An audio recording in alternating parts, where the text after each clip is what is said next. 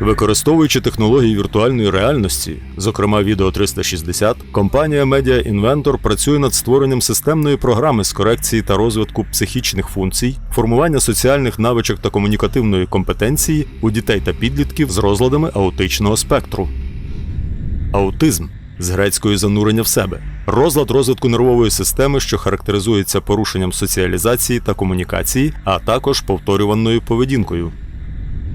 Синдром Аспергера – форма високофункціонального аутизму, тобто аутизму, за якого здатність функціонувати відносно збережена. Останнім часом все частіше звертаються до нас батьки, які вже визначають у своїх дітей прояви аутистичних розладів дуже рано, тому що обізнаність про ці проблеми зростає. Вони звертаються до фахівців для того, щоб вони підтвердили ці побоювання. Батьки бачать, що дитина не так охоче вступає в взаємодію, як інші діти. Вона не хоче гратися в якісь такі прості, примітивні ігри, ладушки.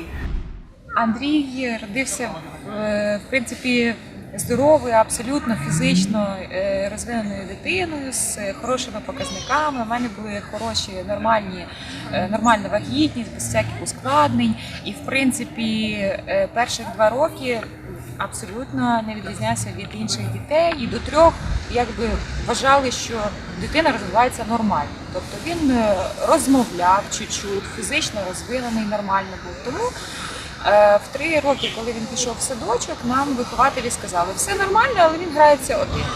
І так було цілий рік. Він спокійний, нормальний, все хорошо, але він грається один. І це вже нас трішки насторожило, і в 4 роки ми звернулися перший раз до спеціаліста, до психіатра.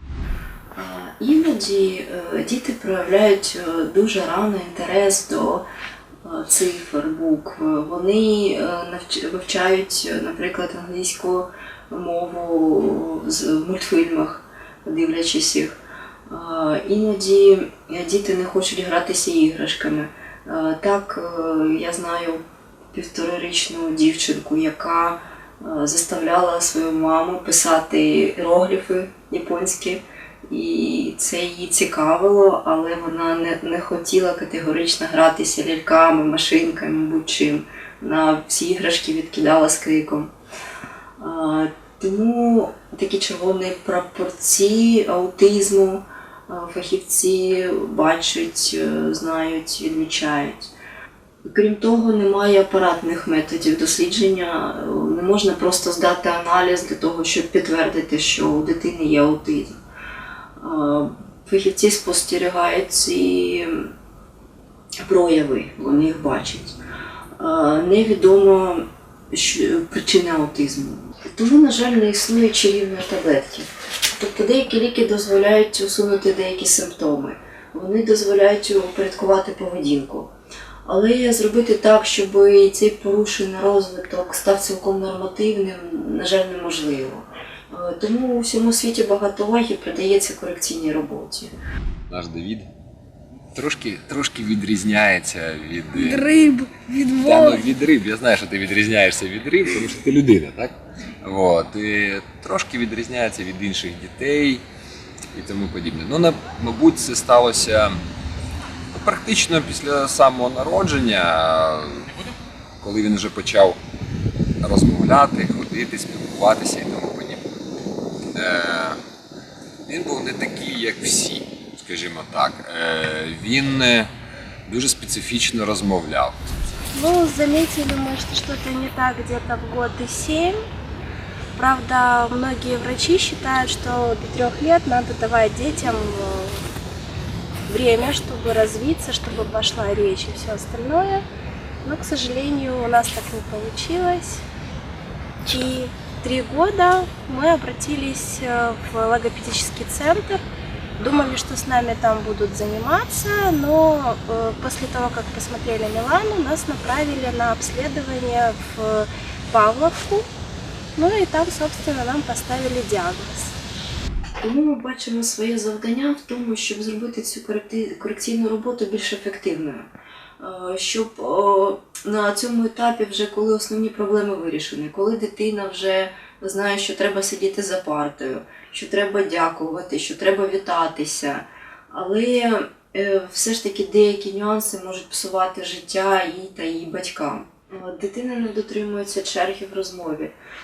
Дитина, спілкуючись з співрозмовником, не враховує його тон, міміку, жести. Наприклад, не бачить, що йому не цікаво вже її слухати. Дитина може поводити себе нетактовно, порушувати субординацію. І, здавалося, батьки ціною неймовірних зусиль вже вивели його практично до норми, вже пішли в масову школу. Дитина може отримувати гарні оцінки, не мати проблем з навчанням. Але однолітки не хочуть дружити, ігнорують, іноді навіть знущаються. У дитинстві, через те, що я не розумів безліч соціальних аспектів, мені довелося змінити багато дитячих садків та шкіл, оскільки вчителі та діти і я не розуміли одне одного. Мене періодично дражнили, іноді знущались діти, погано розуміли вчителі і вважали, що моя поведінка не дуже гарна. Через це у 5 класі мені довелося перейти у школу екстернів. Вчителі вважали, що я мрію на уроках, а їх не слухаю. Але коли питали мене, я вірно відповідав. Це викликало періодично когнитивний дисонанс у вчителів. Іноді вони вважали, що я розумний, але не вихований. Через це мені довелося змінити декілька шкіл. Діти також бачили усі відмінності, а я не розумів, чому вони мене дражнять, а іноді що відбувається у соціальному плані. Я був якби поза цим маленьким світом. Потрібно відзначити, що діти з синдромом Аспергера та високофункційним аутизмом вже в 9-10 років усвідомлюють свої відмінності від інших дітей і болісно переживають це. Як правило, вони хочуть, можуть, готові вчитися тому, чому інших дітей вчити не треба. Наприклад, нейротипова дитина інтуїтивно розуміє, як привернути до себе увагу однолітків, як приєднатися до спільної гри. А для дитини з синдромом Аспергера це може бути дуже складна задача. Більш коли він почав дорослішати, почали виявлятися деякі конкретні речі. Наприклад, йому дуже важко спілкуватися з іншими дітьми. Він не розуміє їхні ігри, як ці ігри грати, що треба робити. Тобто у нього навіть зараз найкращий друг це, мабуть, папа, мама і молодший братик. Так? А всі інші, він може і хоче з ними гратися, як гратися, але вони його не розуміють, він їх не розуміє. Одна из главных сложностей, в принципе, когда уже пошла речь, когда пошли навыки у ребенка, это именно социализация, общение с другими людьми, общение с детьми и, в принципе, поведение в некоторых бытовых ситуациях, таких как, например, пойти в магазин. Коли ми планували йти в школу, ми розуміли, що є проблеми, тому що дитина не спілкується з іншими людьми. Читає, рахує, але він сам собі. От ми вдома всі спілкуємося, він з нами спілкується. Виходимо на площадку, а ніби пограв себе, а як гратися, не знає. На цей час найбільш ефективним та доказовим визнані методи поведінкової терапії. Вони потребують дуже багато годин інтенсивної роботи з дітьми. Але це зумовлено тим, що дітей треба сформувати учбову поведінку, навчити їх виконувати вимоги дорослого, не ігнорувати їх. Тому на початковому етапі, коли дитині 2-3 роки, з нею має займатися фахівець безпосередньо.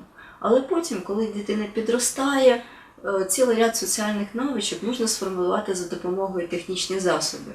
І тоді ми можемо запропонувати використовувати наші розробки. Розвиток цілого ряду соціальних навичок може бути здійснено за допомогою технічних пристосувань. Наша програма не ґрунтується на якихось чарівних методах та невідомих метафізичних впливах. Все достатньо просто, все засновано на глибокому знанні психології дітей з синдромом Аспергера та високофункціональним аутизмом, їх обмеженнях, їх можливостях. По суті, це ряд навчальних фільмів, в яких показано на прикладах, як правильно вести себе в той чи іншій соціальній ситуації. Вони спеціально підібрані за рівнями.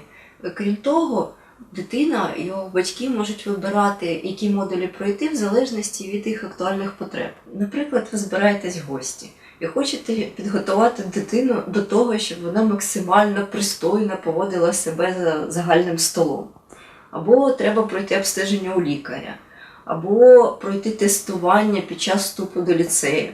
Ну і, звичайно, найважливіше, як правильно спілкуватися, як розуміти наміри інших людей. Зрозуміло, це все досить цікаво, весело, з елементами комп'ютерної гри, з можливістю управляти персонажем, з ефектом присутності, з можливістю відпрацьовувати різні навички.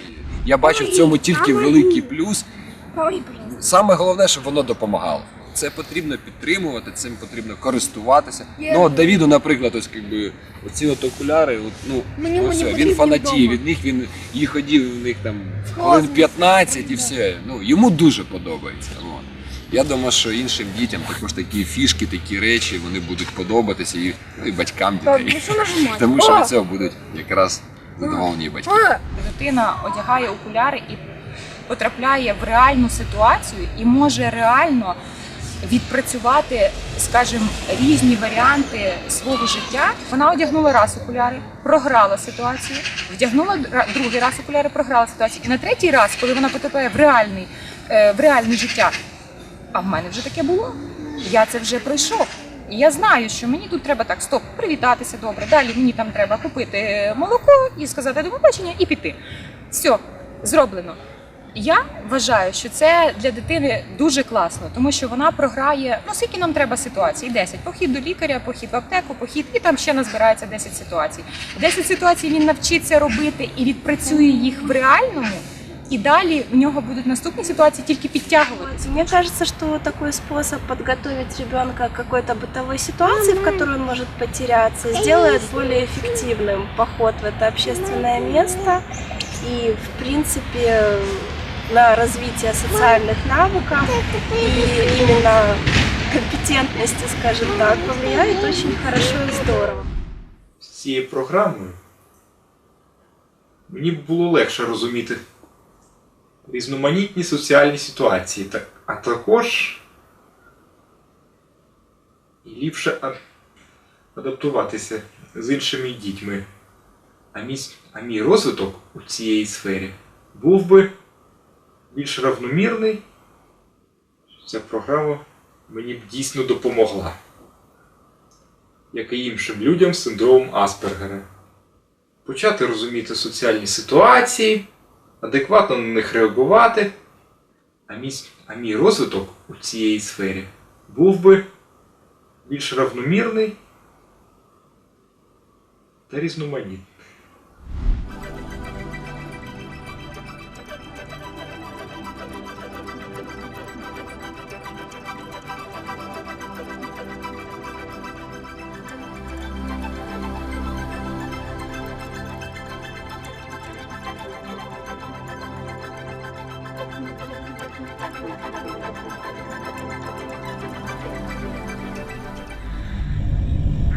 За даними Центру по контролю та профілактиці захворювань Сполучених Штатів Америки, на період з 2014 по 2016 роки розлад спектру аутизму було діагностовано у однієї дитини з 68. З 26 квітня 2018 року цю цифру становить 1 з 59 дітей. Аналогічні тенденції спостерігаються в усьому світі.